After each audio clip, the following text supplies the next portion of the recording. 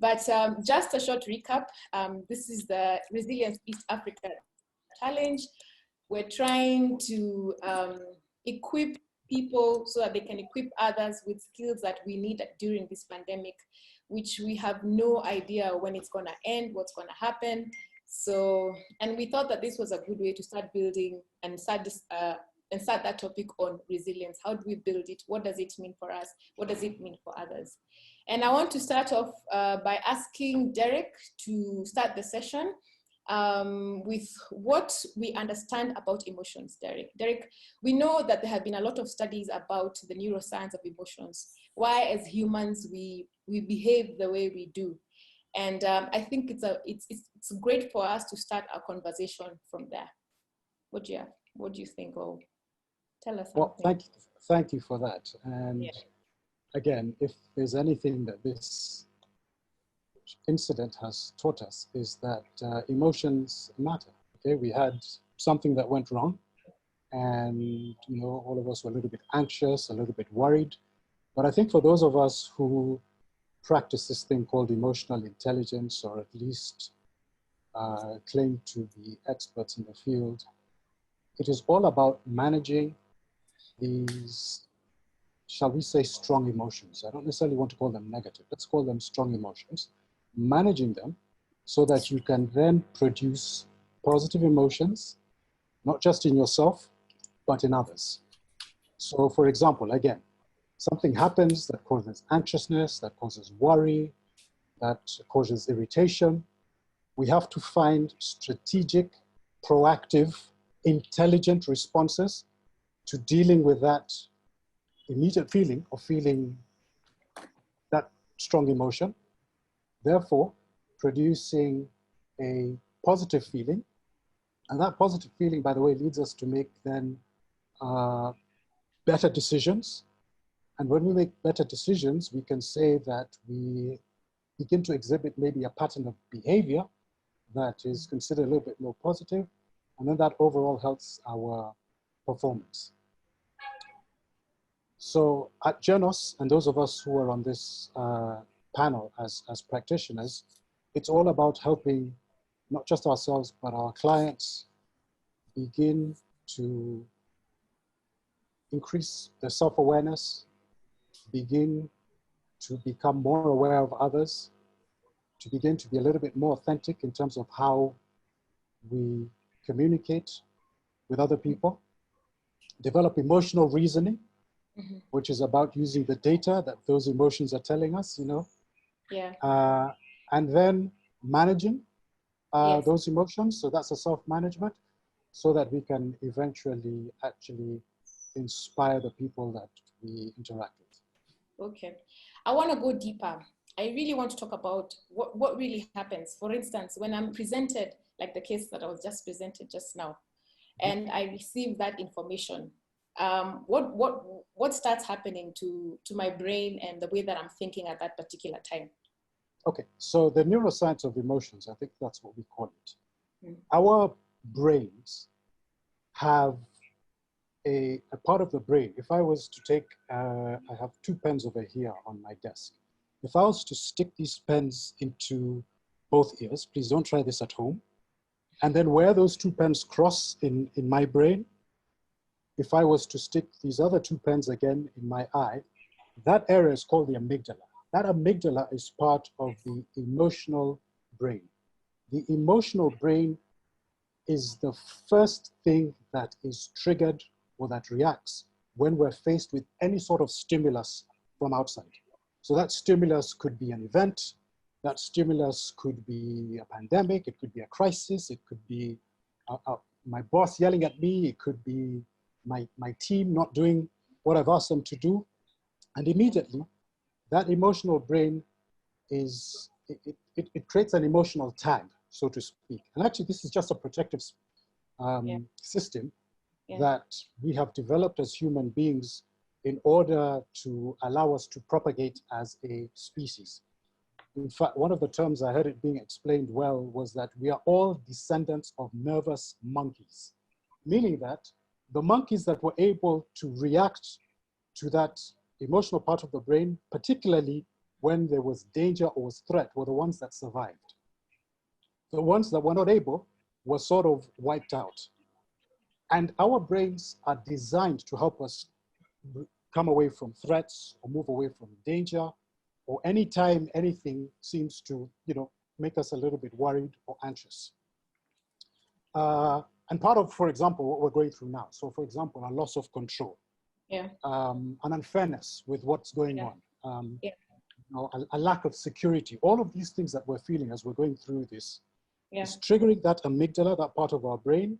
Our brain then signals that as a danger. And then in an instant, it goes to the prefrontal cortex, which is at the front of the brain. That's the thinking brain. And that's one that we start to make a decision. So that decision might be to run away immediately. For example, if there's imminent danger from a snake or a car that is in traffic. But by the same token, if our emotional brain signals something that is a little bit more positive, so for example, we meet somebody that we can trust, or we hear from one of our leaders and they tell us they have this pandemic under control, or we get a sense of approval from the team member. Remember, that's the emotional brain. Again, it instantly triggers the thinking part of the brain, the prefrontal cortex. And then we become a little bit more engaged, a little bit more connected, a little bit more open, a little bit more lateral, creative in our thinking. Actually, the hormone that is triggered is oxytocin. Therefore, we're then able to make a decision which is perhaps different from the decision we would have made if we were in danger or threat. So that's just a little bit about how the brain, the emotional brain works. And just a quick word, when we are faced with that danger or that threat, the hormone that is triggered is called cortisol. And what it does is that it makes us a little bit more closed in our thinking. So our thinking becomes like this, so that we only see the danger that is at hand, and we actually cannot think a little bit more creatively about how to get out of that danger, conversely speaking. And if we're talking about teams, for example, we're working in organizations, we become disengaged, we become evasive. So what we're trying to do is we're trying to have the emotional brain look at these experiences that we're going through, even if it's a danger or a threat, to trigger them for reward so that we become more engaged, more connected, more lateral, more creative in our thinking. And then that allows us to make better decisions as team leaders, as teammates, and as all of us who are going through this crisis together. Okay. I don't know if I think Mary, are you there? Yes, I am. Am I muted? Yes, I am, and I'm enjoying. I just came in, and I'm so sorry for everything that has happened. I was sharing about, but I enjoyed listening to Derek. Certainly, the scientific side, Derek is far more polished than I am, and for me, it's also learning all the time as a new EI practitioner coach. So I'm very happy to be in this discussion and just chip in my experience and also what little bit that I'm experiencing as a person. Okay. I just wanted to add a little bit to what Derek said. I think most of us might not be aware, but if you ever get scared, like all of a sudden, there's always a place you manifest that emotion. Some people will feel a tightening of the chest. I know I feel my chest becoming hot. I don't know what other people may experience, but just the emotions we feel also have physiological impacts on our own bodies. And sometimes it's really good to start being aware of how your emotions are manifesting. Like, I don't know, Mary, if you'd share how, when you're imminently facing either a situation that is for you dreadful, how do you feel? Actually, it's funny that you asked that. Obviously, because of this webinar, all of us like to prepare, and I wanted to learn more and understand. And I actually watched a very interesting video that was talking about, and what it was saying that, as you know, they actually it's a scientific study where somebody needs to mute. Yes, we are on. Who is that who needs to mute? Zuhura, you need to mute. And it was saying that the higher the activity, the emotional activity would be orange, and the more the duller, the lack of activity would be the blue. Because, for example, and then they mapped out different bodies, human bodies, and they've actually done analysis where when it's anger, it's a high activity, you get flushed. It's actually in the head chest area. Yes. When depression is all blue, Yes. because you remember how we go into a bed, you don't want to do anything because that depression moves you into complete inactivity. What I found, and it has all the charts different, anxiety, anger, fear, what part of the body it affects. And what I found interesting was that anxiety, actually, it's in the chest area, particularly around here where your heart is, and then right into your stomach. And so true, because during this period, I didn't realize that I'm stressed or anxious, because I'm not manifesting it in ways that I know I should be saying I'm anxious. But my heart would start beating, I'd flutter, and then I'd feel like a breath is escaping. I'm skipping a heartbeat. And then you go right into my stomach. And I'm sorry to say, but it is true. I've had a couple of times I've had to go to a toilet, like with diarrhea. And I didn't understand it. And I started to understand that physiological thing is coming from here, what Derek was talking about. And it for me, it manifests in breathing. My heart skips. I start getting anxious. I have a pain here right in the middle. And then now it's going into my stomach. So that's how I'm experiencing it. And I didn't understand, and I started thinking, and now today, I'd spoken to my daughter who actually gets anxiety. It's something she has, we've identified, we're working on it. And she says, Mom, that's exactly how I feel. I've been telling you. That's how I feel. And now I'm feeling what she tells me. Yeah. So emotions do have the ability, or rather they always manifest physically.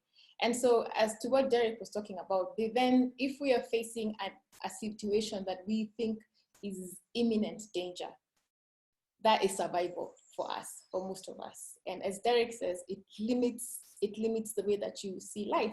So you see the problem because you have to sort out the problem. Damaris, how have you seen this manifest in the pandemic? What we've been going through with the people around you? Thank you, Vicky. I think, like Derek said, many emotions, many reactions. And what I've experienced, especially in the workplace, the immediate thing was a lot of fear and a lot of anxiety. I think the initial days, we weren't so sure what was happening. And so was fear, listen to one thing here and there.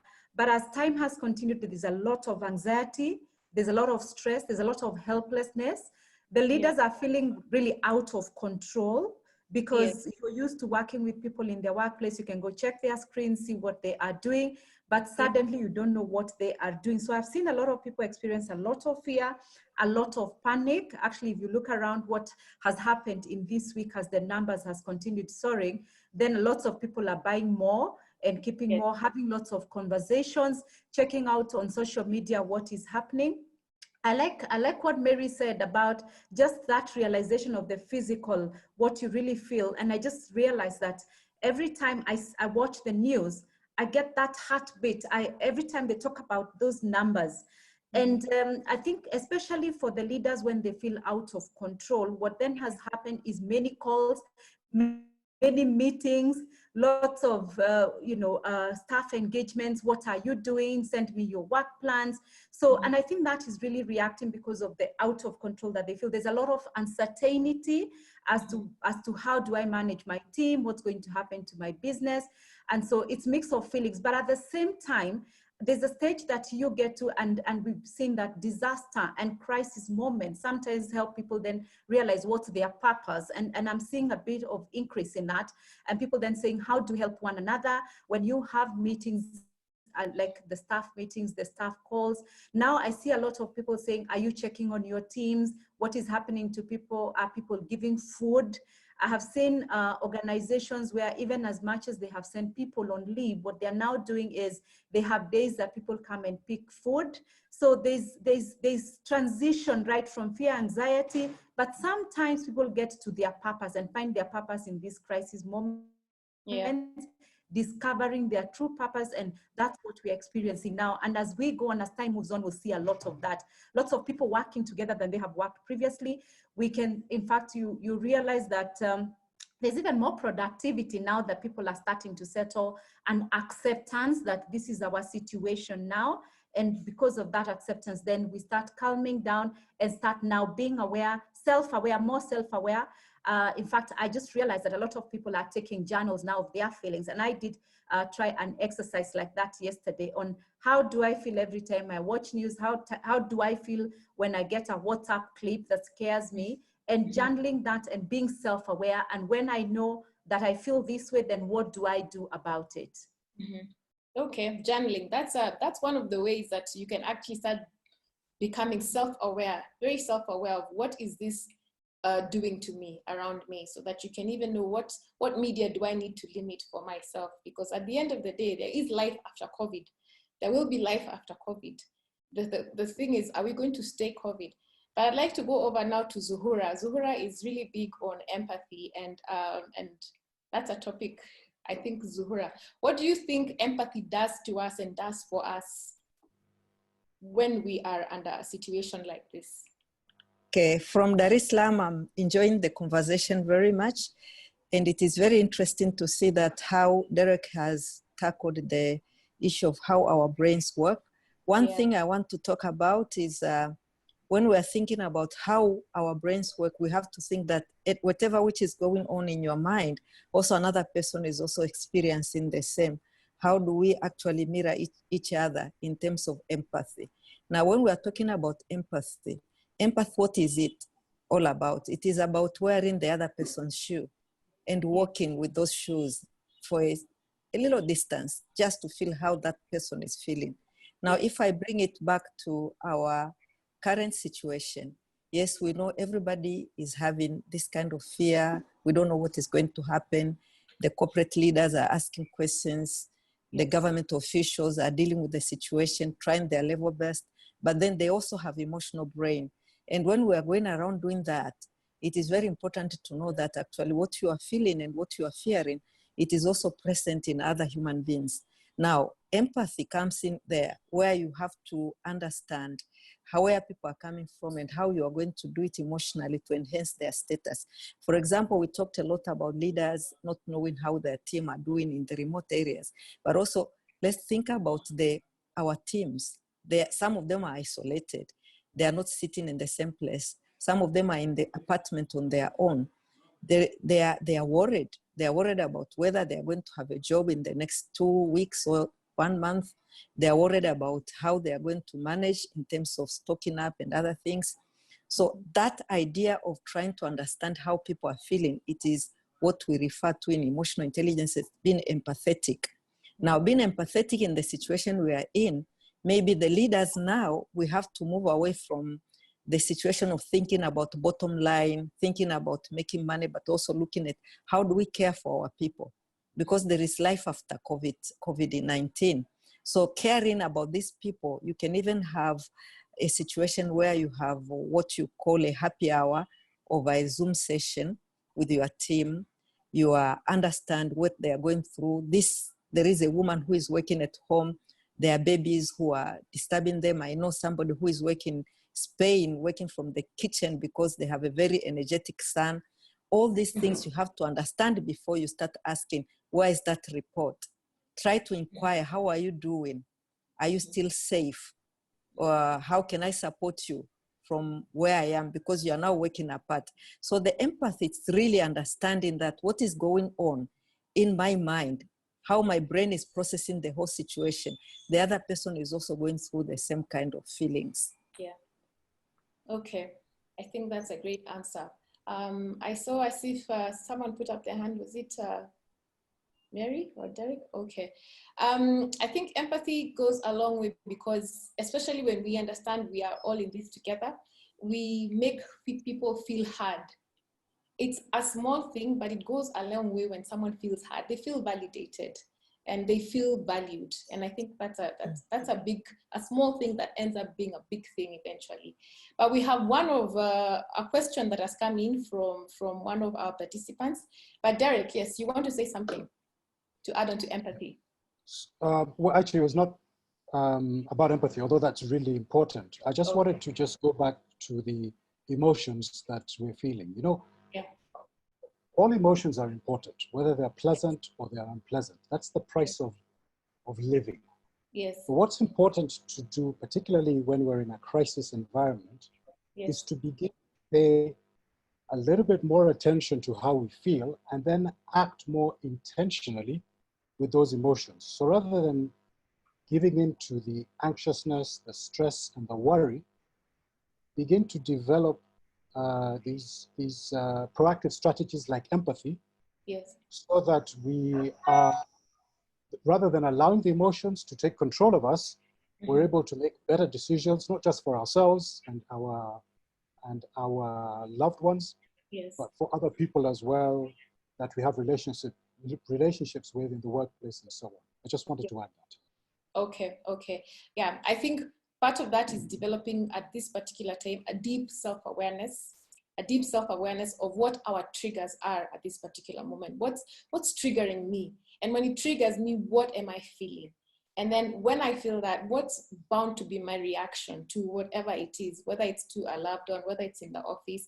But I want, there's a question here that has been asked. How do we prepare our teams in the event that we end up in a lockdown? Is there anyone who'd like to take that question? Zuhura? I'm taking that question because that is very important, because in a situation like the one we are in now, I think authenticity is very important, being authentic with your team. And the first thing is to mirror their emotions. When you are able to mirror their emotions and also communicate clearly, because the clear communication about you understanding, appreciating the situation is very important. Then there is this part of assurance, because when you look at leaders or people who are leading teams, they are not free of fear, but fear is something that can be handled as long as Derek has put it. You have to acknowledge the emotions that you are feeling, because these emotions are giving you a data. Yeah, it's a lot of information in the emotions. Then after you have acknowledged these emotions, you are able now to sit with your team, communicate openly, and be able to listen. And that listening attentively, it's very important, because one of the team member may give you a question that looks trivial, but don't play it trivial. Try to understand it. Then try to mirror that emotion and assure this person that actually it is something that we are managing.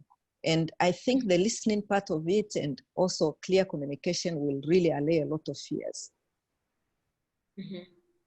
Okay, anyone else who would like to touch on that? Yes, Damaris. So I can add on that and just emphasize what Zuhura is talking about, authenticity and just being able to embrace vulnerability and being able to share your experiences, because then that does assure the team that you are also experiencing what they are experiencing. And that way, then you're aware of what other people are going through. And I think one important thing around that also in terms of vulnerability is being able to trust them. And being able to, just so long as you're clear about what they need to do, you must assure them that you're able to trust them to deliver on what you need them to deliver. So the aspect of vulnerability is very critical for a leader at this particular time. Yeah. I think also what builds, Mary, I've seen your hand. I think also what builds authenticity is allowing people to air their views genuinely. Let them speak out. Yeah. Let them tell you. Yeah, let them be heard. And then they then see that you actually care for what they're saying. But Mary, you wanted to say something. Myself. Okay, good. Yeah. Okay. No, it's just, it's interesting that the board meeting I'm coming from, the management were sharing McKinsey's COVID-19 action plan, which gives a kind of a useful framework of how to handle this situation. And I'm just thinking, when you go into a lockdown, and they identified, 5 things, which they called A, B, C, D. And the first one is A, is workforce protection, which is what we're all kind of doing, trying to protect the workforce. The B is supply chain stabilization. You can't get goods. Even imagine yourself at your home. You're doing home force, your children protection. Then how do I get vegetables? How do I get this? How do you stabilize and know you have different ways of having food delivered, shopping because you don't want to go out? And then C is customer engagement. How are you engaging customers to tell them we'll be late, we can't fulfill this, we can't do, so you manage expectations.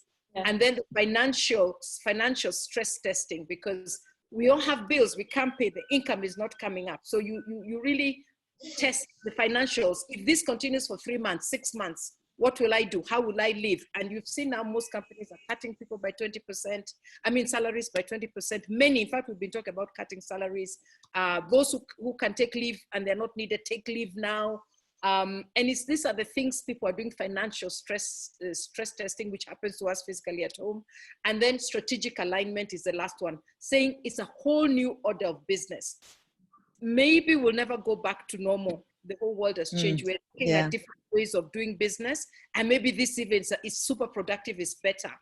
And what I was just thinking, that what you've just said about authenticity, because it's really being genuine and open, that you don't know and nobody knows. Because authenticity is really genuineness. The productive state is genuineness.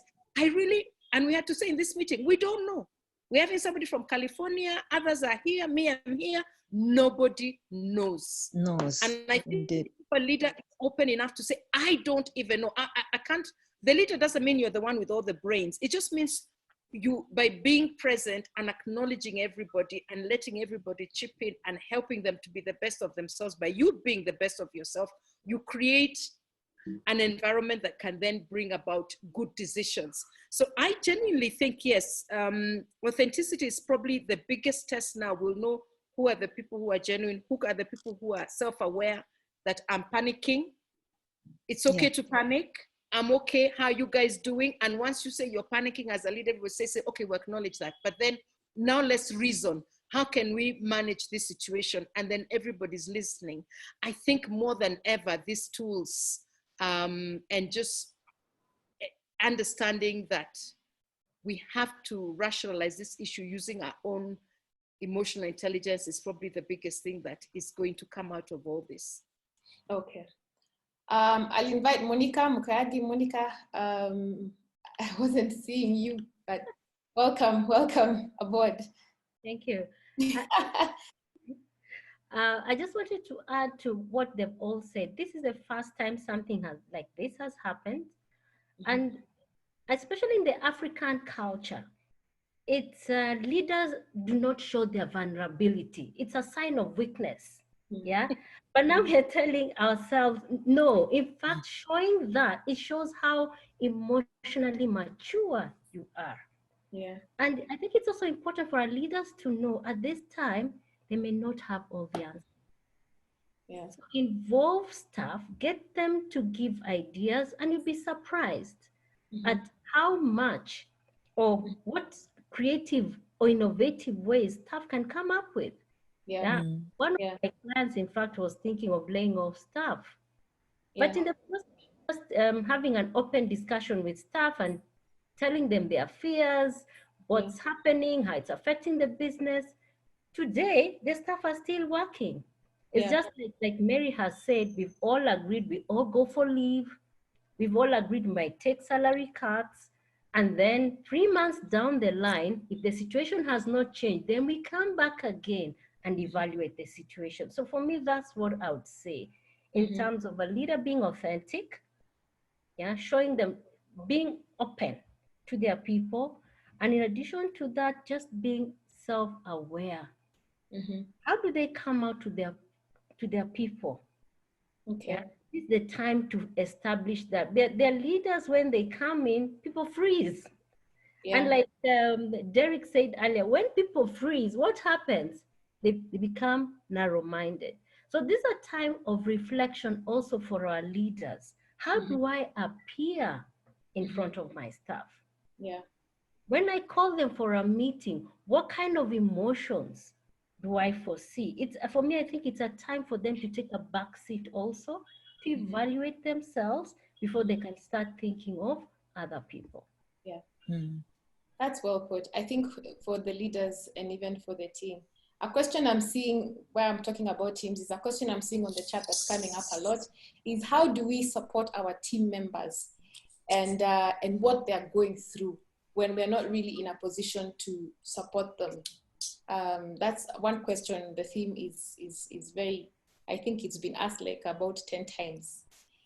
Who would like to take that one? Yeah. Yes, Derek. Let me chip in. And again, I'm going to bring this to how our brains work. Everything my colleagues have said is absolutely true and valid. Yeah. But understanding how our brains work, particularly when dealing with emotions, I think is important, particularly as we are trying to lead our teams remotely, we're trying to remain productive. There's a fantastic book by a gentleman called David Rock, and it is called the brain, how the brain works, the brain at work. Mm-hmm. And David Rock uses an acronym called SCARF, S-C-A-R-F, where the S is for status, the C is for certainty, the A is for autonomy, the R is for relatedness, and the F is for fairness. I want to just pick one over there, which is the A, the autonomy. Mm-hmm. As we are all beginning to work remotely, we're trying to tread water as we're trying to find our purpose in this new world that we face. I think particularly for team leaders, because the question was how can we be a little bit more productive? Mm-hmm. Our brains are certainty-seeking machines. As much as they're trying to protect us, what they're looking for is it's like milk or water that has spilled on the ground. It looks for the easiest path to travel. And any ambiguity then triggers this sort of threat response. So as teams, as organizations, working from home, one of the things we can do for ourselves and as we work together as teams is begin to develop these structures, these routines, somehow so that we can almost predict the future. Yes, to a certain extent, we cannot predict what's going to happen 2-3 weeks, but we can certainly be able to predict a future every day as we wake up. So I'll wake up in the morning at a particular time. I will go for my early morning run at this particular time. I will have breakfast at this particular time. I will, spend time with the kids at this particular time. I will start doing my work. So creating that sort of certainty and routine helps us in terms of managing this uncertainty that we're going through. And that's just the C in the SCARF model. Yeah. So make expectations, commitments, and structures. And by the way, even team leaders can do that. You can make expectations for your team. This is what I expect by the end of the week. Get people to commit to completing certain tasks. I'll leave it at that. Okay, I think that is also very important for even the team members, creating for yourself routines. Routines are actually a very easy and practical way of grounding yourself back. When everything seems to be out there, you suddenly get something that allows you to ground yourself to things that you know. So I think the other question that has been asked is for us college people, students, or people who've just finished, how would you advise us to build our emotional intelligence as we navigate this space? So who would like to take that one? Yes, Mary. Is it Mary? Monique. We can't. Oh. Okay. For me, I would, one of the challenges most young people are going through right now is what career do I pursue? Mm-hmm. And as I coach some of the young people, I ask them to look at their strengths. To look at their strengths, to look at the things they love doing, to look at the things they enjoy doing. So for me, I would ask them to take this opportunity as a time for self-reflection. Okay. They can do it themselves. They can even get their friends to tell them, get feedback from some of your friends. What have you observed of me in the last 1 year? Or we've been friends for long. What are some of the things that you find are natural to me? Such that now they start building on their perception and clarity of who they are, what they're able to do, so that when this whole thing unlocks, who knows? Yeah. In fact, I was surprised when I heard that industries are also changing now. Industries have reorganized their production lines, and today they're producing things that they thought they would not be able to produce. Yeah. So for the young people, I would tell them, this is the time to go back and ask themselves, what am I good at? Okay. How can I use my talents and strengths to bring a difference in this world? And especially with technology. Look at technology. Look at what happened to us as we started. Yeah. Yeah. It's a great place for them to come in. And one of the things I found with the young people, when it comes to technology, oh my goodness, they are brilliant. Yeah. They could help us. They could help even some of these organizations that are going through issues. Yeah. Okay. Mary, you wanted to say something? Yes, on your other question, which Derek answered so ably, I just wanted to add that as a coach, international ICF coach, one of the things definitely I would say, and comes out so handy for us coaches, and sometimes hard to do even with our children, is to listen. I think everybody wants to be listened, everybody wants to be acknowledged, and that's all part of emotional intelligence, everybody. So listening to your teams and finding a way to meet other than, as you were saying, it's just about work. And I remember you were telling us this morning about how you know of several organizations and you're urging them to have like a happy hour. And I remember Zuhura called it a happy Friday. Friday Day. Yes. And just getting people to talk about the softer issues and just get together, because we're not having that emotional connection and that face-to-face that we normally do. Hi, how are you doing? So finding a way, a time out of the what you'd call the work hour and the catch-up meetings, just to talk about that only, I think could be very useful. I think that the biggest pressure at the moment is on leaders. Right now, anybody in a leadership position, I mean, we all are in leadership position, but particularly those who are leading organizations, departments, businesses, they think there's going to be more stress, and we're seeing it. I'm seeing it in some of clients and friends, in that the studies have shown that there's a direct link between a leader's emotional intelligence and the employee's engagement, and therefore the output.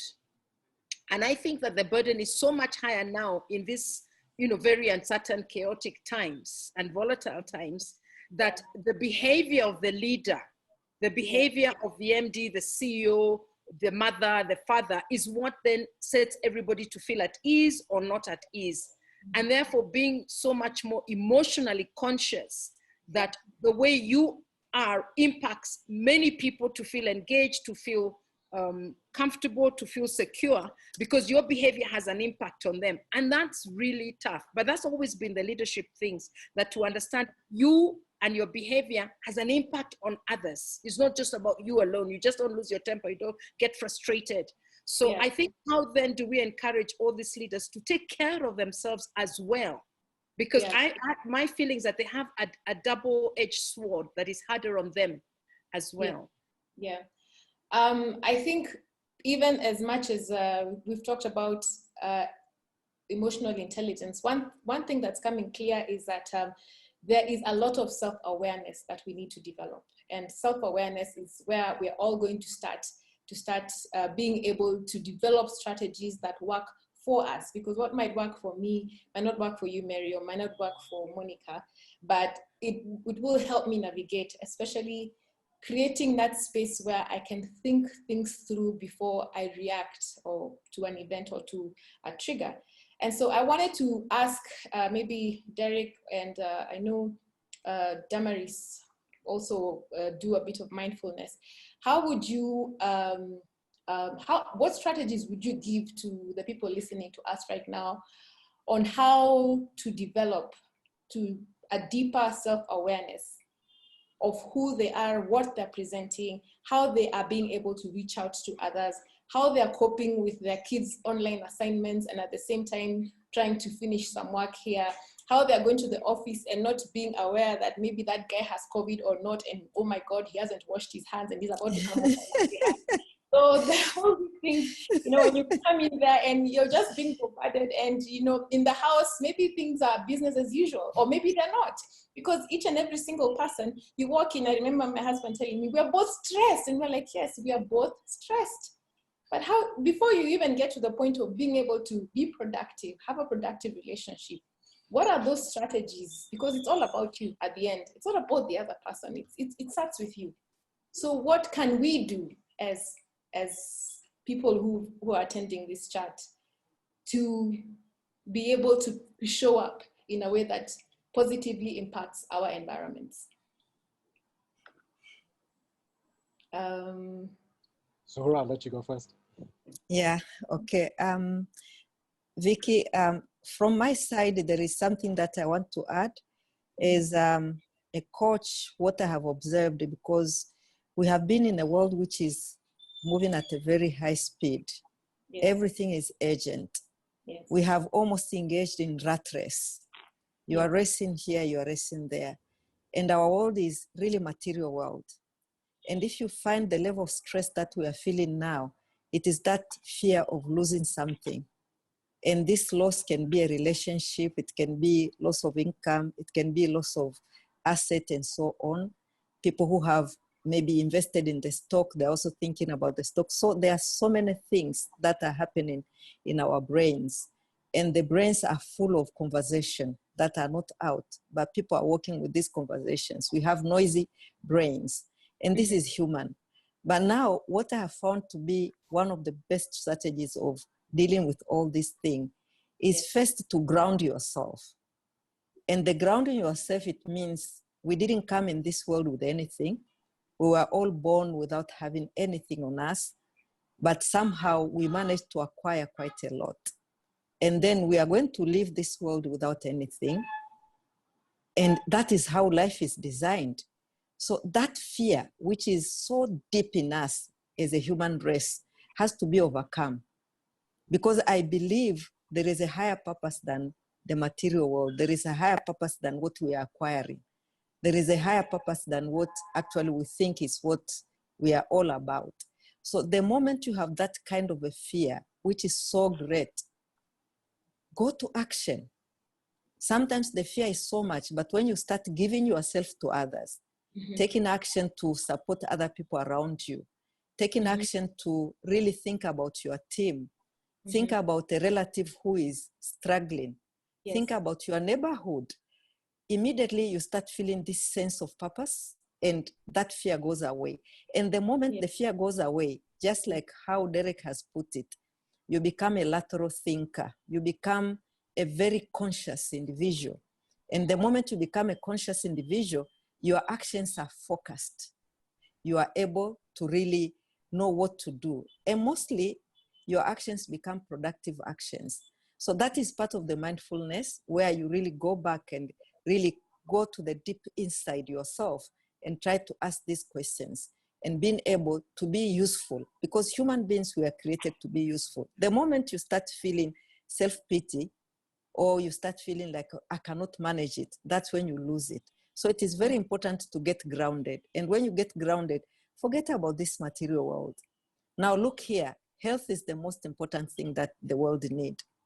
When that health is removed through the COVID-19, you can do nothing.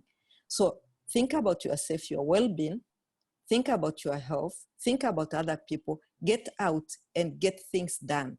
And the moment you do that, then that fear is lessened and you become a lateral conscious thinker and you can assist other people. Okay. I love that. Zuhura is full of wisdom. I really love that. I love that.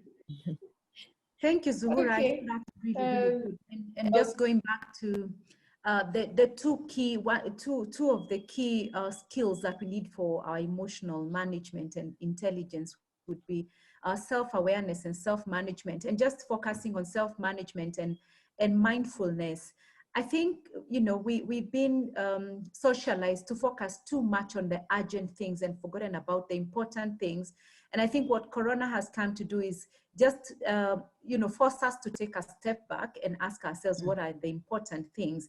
And when I think about mindfulness and just being present in the moment And one of the things that I found really work for me is just taking a minute out of my full day. If you think about how many seconds you have in a day, and it's over 1,000, minutes. And if you were just to take 5 minutes every day and just take an exercise of mindfulness, and there is so many of those, just to focus and to be aware and to just bring yourself back to the moment, and a number of those. And one of the things that I found very useful is what I would call a mindful toolkit, just looking at something that really makes me happy and just gets me out of everything else and makes me present in the mind. It could be something that smells really good, it could be something that tastes good, it could be something that feels good, and having it around my working space. And at the moment I feel a little distracted, I just go back and step on it. I mean, just touch it, step on it, and just get the touch or taste it, and that really brings your mind back. I found meditation as well really, really working well during this period, taking time just to meditate and just be aware of where I am, taking a 1 minute walk, 5 minutes walk. I was reading about something that I found very interesting and I've practiced in the last 5 days, that 5 minutes in a day, walk out, go into another walk away from your workspace and just focus on 3 things that you have never focused on. It could even be the seat that you are using now. And just think about, how did somebody think about this seat? What is it made of? What kind of machines were they? And every time, because our thoughts are everywhere, you try and bring your mind back to that and you just start getting aware. And a mind that is present is a lot more positive, generates more positive emotions. And if you go back to what Derek said right from the beginning, what emotions do to us, they lead how we think and our behavior. So when you drive your emotions to be positive, then your thoughts and your behavior becomes positive. And actually that relates to the earlier question on how leaders can help their teams. If you get your teams to have positive emotion, then their thoughts and their behaviors become more positive. And so if you're informing your team more during this period, they get more buy-in. Even if the messages are not necessarily very positive, by the very fact that you're keeping them informed, their thoughts and their behavior then is more, I buy into this, everybody understands this is a very difficult time. And so it's more just it's communicating more, making people feel cared for. So I find mindfulness and just being self-aware, being present now, not like Zuhura said, we don't know where this is taking us. Every time bringing your thoughts back to this is where we are now, not thinking about what will happen 2 months down the line if Corona doesn't go away. Just bringing your mind to the present and living day by day is really, really critical. Yeah. I think that is very, very helpful. And I don't know if it's Derek wanted to share something as well, or was it you, Derek, or is it Monique? Yes? Well, I think, okay. Okay. I think Damaris and Zuhura said it very well. This mindfulness practice. Now, if you're already doing this, you don't have to be sold on why it is particularly useful. But I remember when I was first introduced to this thing called mindfulness, this deep breathing, this paying attention to the body, doing the body scans. I was like, what is all this? Actually, the worst thing we can find ourselves is stressing about the stress that we're going through. And if there's one practice that you can bring into your life now that a lot of us have perhaps a little bit more time than we had before. So we are at home, our working patterns have changed.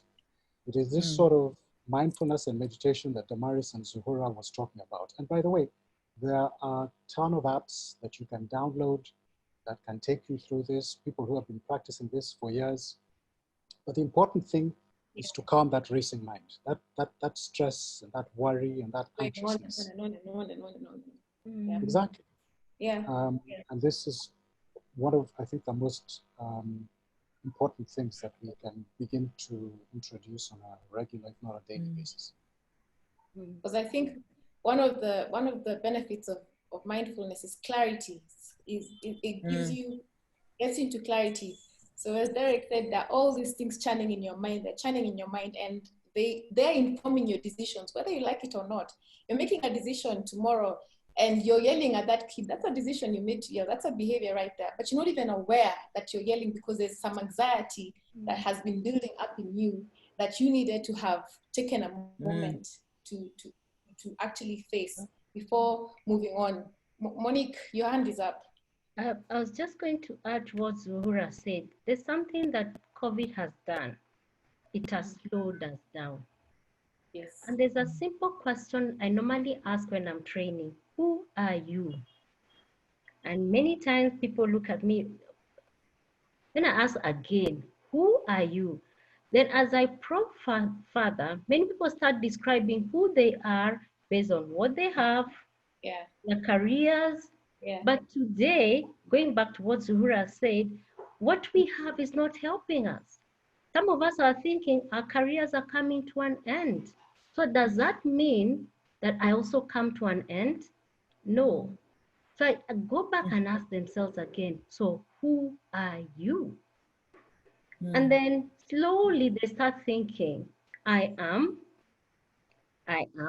Then I go and ask them another question. Think of somebody you admire, or think of somebody you'd love to, you aspire or you look up to. Can you describe them? And many times they describe their personality, their person. I admire that person because they're resilient. I admire that person, and I tell them, then that's who you are. So I'll tell people, maybe take this time to discover who you really are. Yeah. And that is very important. And in addition, yes. In addition, I was just going to say, even your personality, based on what Derek said, some of us, we get ideas, they what? We call them, in class I use different terms. The cholerics, I say they're the Reds. The cholerics get ideas out of exertion, so to speak, when they're jogging. But somebody who is more like, I would say, even a yellow. The yellows are the sanguines, yeah?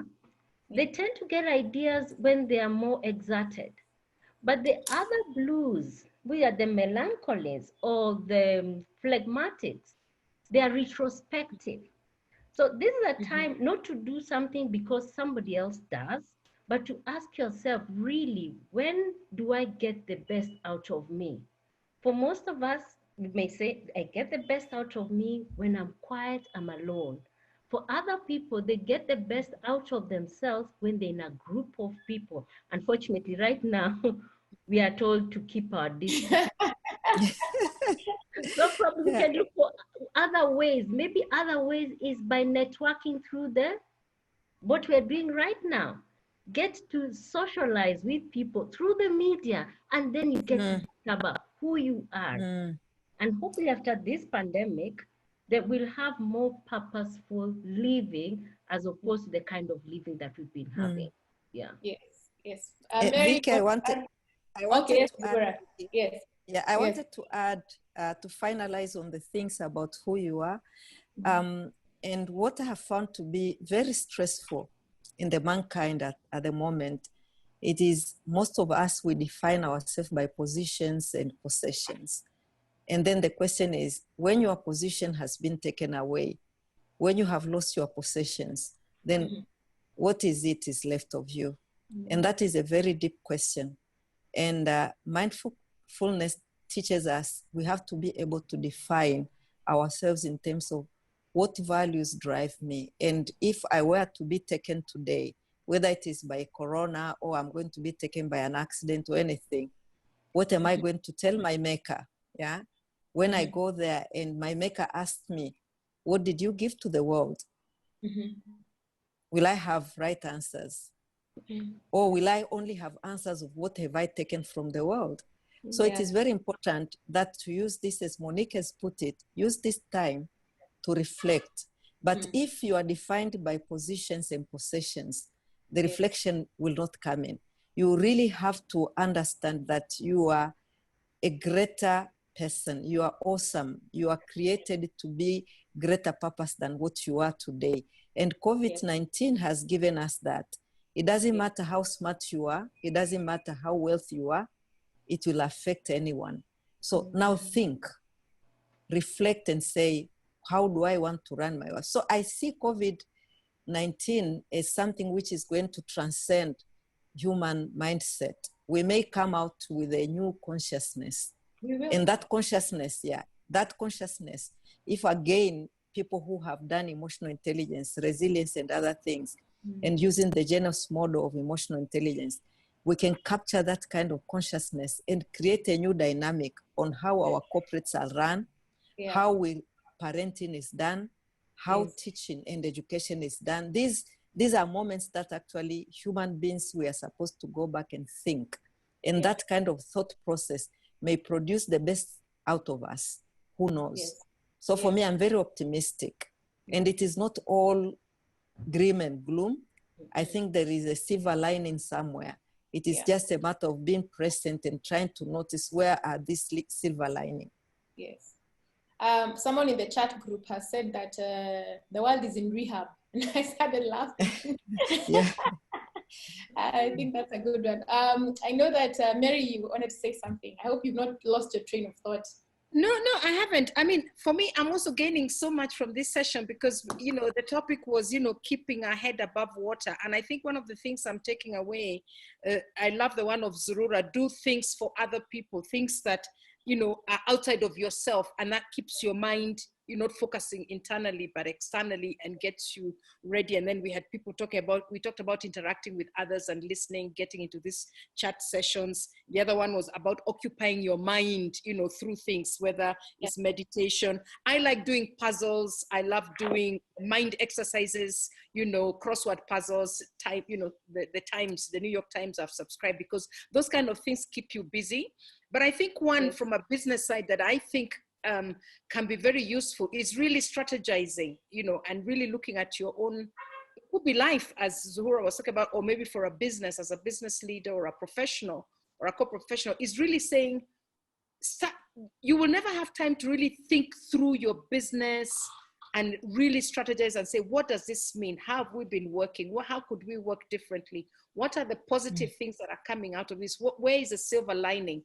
How could we fast track, cut costs? And that work can be completely, can be fantastic in terms of helping you move forward and leapfrog competitors and work better. So I think just using this time as a strategic planning time and thinking just not on the other things can be, you know, a wonderful silver lining to help people really rejig their business, whether they're business owners or they're even a coach like me. I've actually decided I want to start online training. I've been saying I'm going to do it forever. So it can be an opportunity for you to strategize your life, strategize your business, strategize your professional life. Yeah. I know I've been seeing a lot on the internet that a lot of great ideas come from crisis. Necessity is the mother of invention.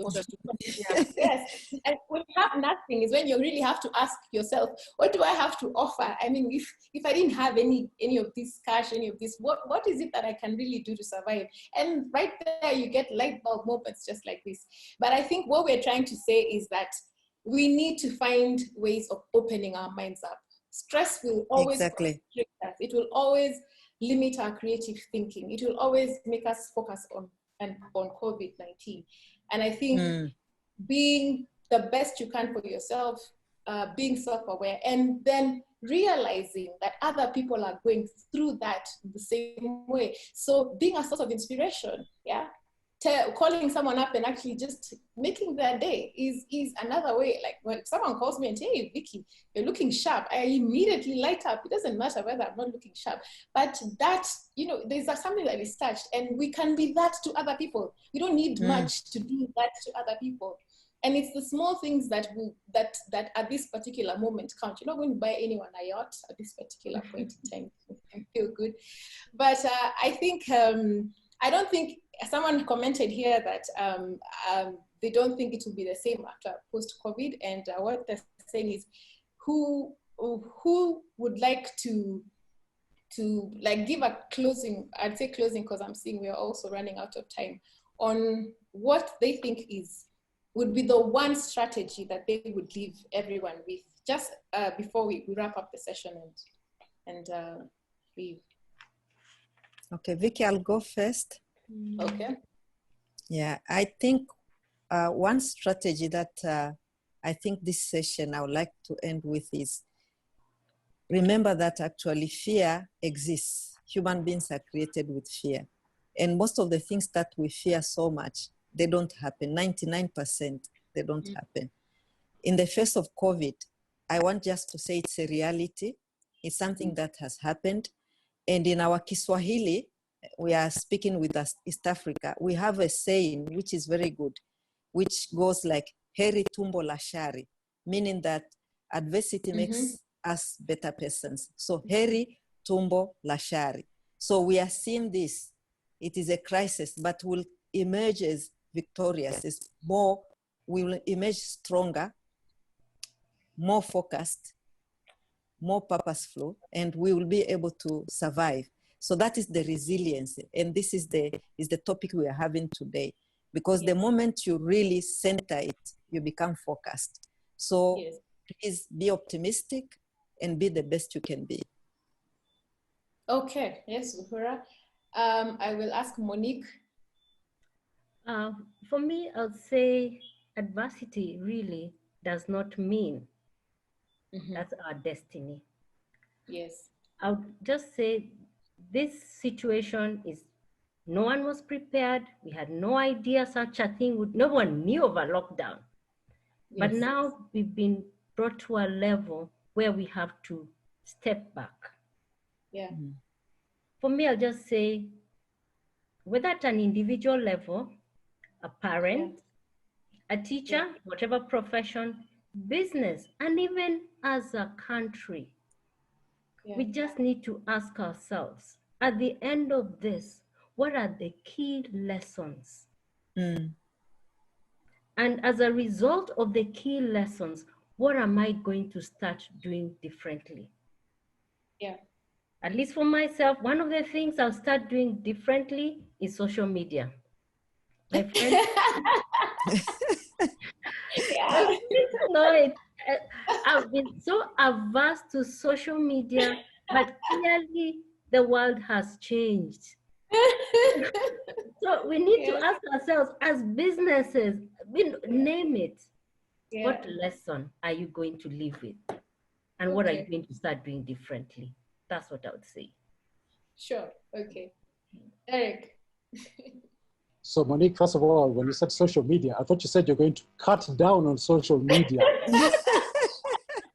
Not join it, but go all out, all out. By the way, don't join, because social media, itakusumbua sana. But anyway, it's a conversation for another day. There's social media and there's social media. Thank you. Yeah, you need to consume the right items. Yes. Yeah, you're right. Okay. So I just wanted to close with two main points. And one of them is related to what Mary was talking about in terms of businesses. Yes.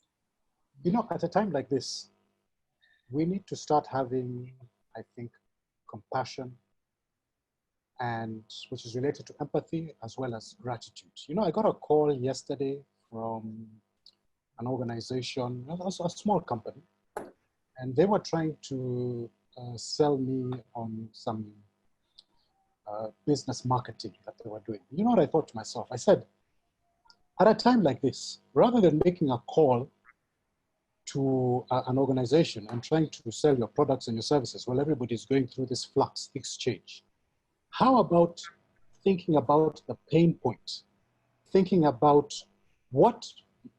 how that business might be suffering, how you can make their business better. Yeah. You know, this, if anything, this crisis, and we were talking about change, is that we should stop looking at customers as simply a product at the end of a supply chain, not even a product, but as a KPI. You know, we should start looking for the humanity in our customers. Yeah, that transaction. Exactly. Yeah. Transactional thinking of all we want to do is sell our services and our products. Yes, everything. We're providing this webinar as a free service because we care about what everybody else is going through. So whatever product or service that you might have, start having a little bit more compassion particularly for your customers. What can you do for your customers? Call up a customer, ask them obviously how they are doing, but not just in terms of how can I get business from you, but what can I do to help you? That's the humanity I think that we all need to look for. Especially now, now more than ever. So that we will come out of this other side and we will be changed, but we will be changed for the better. So for me, my final thought is having a little bit of that compassion. I'll save gratitude for another talk. Okay, Derek. I'm sure you can say lots and lots. Damaris? Thank you, Vicky. This is the way I would like to close this. I'll close it with two concepts. And I think the first one is resilience, and that just ties to what Derek said. For me, resilience is just about getting from the other side of the fire, either the same way you were or much better than you were before the fire. Yes. And the other thing that I think I will talk about is acceptance. And why acceptance? It's just realization that we are beings with a bigger creator, and there are things we can't change. And all we can do is accept them and respond to them appropriately. And I'm just currently reading a wonderful book. It's a Christian book. It's called When God Doesn't Make Sense. And I think sometimes what bothers us so much is because we're trying to make sense out of something we have no control, we have no power, and we've just got to let God be God. And I think it's a wonderful book to read at this particular time. Let God be God, accept the situation we are in, and play the part that we are supposed to play. I think that's the way I'd like to wrap it up. Thanks. Okay. And last but not least, Mary. I mean, how do I top that? Oh dear, that's wonderful. I was just thinking, Genos, who the organization that has provides art coaching and is a leading thinker on emotional intelligence. I just read something they wrote, and they said, we, Genos, exist to create workplaces where everyone is mindful of bringing their very best self to work. And I started thinking about that, and I realized at this great age of mine of over 60, the old days, the way we were taught how to come to work was you leave your personal self and emotions and everything at home, and you're here professional. No emotions, you do the work, you know everything for the boss. And that's when I realized that this very best self to work is the very best self is engaging emotionally. So the world has gone full circle. Where before we were not to engage in emotions and soft things, we've realized that you cannot divide a human being and say you go work, leave office and home, leave home, leave your problems and just work like a machine, then go after 5.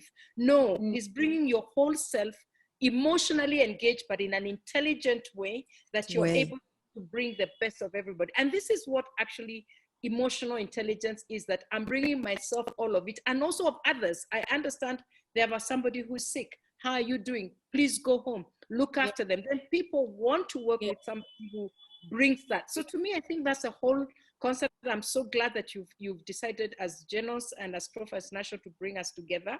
I hope we have more of this. I've just been reading some of the comments here. I'm glad we're being of such value to people. I know you have lots of more topics, and I myself am gaining from this. So thank you very much. Okay. Thank you. Well, thank you for coming. I think I will say that a lot of times as leaders, for me, my closing point is, and someone in fact has just raised it up, a lot of times as leaders, we put too much on ourselves, even as business owners, or even as us. You're going out and we have all this work. We put so much on ourselves. And today I was busy sharing with, I think it was Derek, and saying, I was trying to tell myself, have a little compassion with yourself, Vicky. Because I wanted everything to be perfect. I wanted the webinar to be perfect, this to be perfect. And we fail sometimes to give ourselves a little compassion. That doesn't mean being lax. It means allowing ourselves to make mistakes, allowing ourselves time to sleep, allowing ourselves also time to reflect, because we cannot give from an empty pocket. And the very last thing I want to share is, one time I remember one of the things the people who I work with, we normally give ourselves tasks to stretch us. The task to stretch me was small talk. Just call someone and don't ask them for a report or the other. It was call someone and actually say, so how are you? So that was the thing gifted to me. I think I'm doing much better, but that just calling up and asking someone, how are you showing up today, I think also makes a big difference. I'm just also now putting out what I think. So I would like to thank everyone who's been with us today. I think we've had a really insightful session from all the comments that I'm seeing. We are very, very, very grateful for having made some form of impact with you. The topic of stress, the topic of anxiety, the topic of emotional intelligence actually is not a small one. It's one that spans a lot. And if you're really interested, there's a lot of material out there. After this video, we will be sending the participants some of the things that we've talked about, links to mindfulness, links to how stress actually manifests in your body, so that you can also take a look and see what you can do. And then I want to share some of the webinars that are coming to you immediately after this. So if you can see my screen, next Tuesday, we're going to have Derek moderating what we call enhancing your psychological well-being. That's going to be by Derek on the 7th of April at 1100 hours. We're also going to have another one next week called Leading Remotely. It will touch on the things that I've been seeing people ask here, or what about my teams? How do I manage their well-being when I'm here and they're all the way over there? So that in itself is a topic that we will cover on the 9th of April at the same time. We will confirm who the moderator is. We're also going to have another panel discussion at the same time, but this one is what developing resilience for human resource practitioners is. So we're going to open this up to people in the HR space, because again, that's another whole new area that it has its own peculiar challenges as well as triumphs. And we're going to do the same as we keep going through April. What we're creating is a landing page where you can see everything that we're offering within the month of April. All you have to do is click on the link, self-register, and make sure you put it down in your calendar. Before we leave, any remarks, anything? Okay, so thank you everyone. Thank you for showing up, all 125 of you. And again, apologies for what happened. Now we know what to do. So the next ones are going to be. Yeah, thank you very much for moderating. You're very welcome. Have a great evening, everyone, and be compassionate, be gentle with yourself. Let's take this a day at a time. Desiderata. Yes, we'll catch up. Bye-bye. Bye. Thank you, Vicky. Good weekend to everyone. Thank you very much. Thank you, everyone.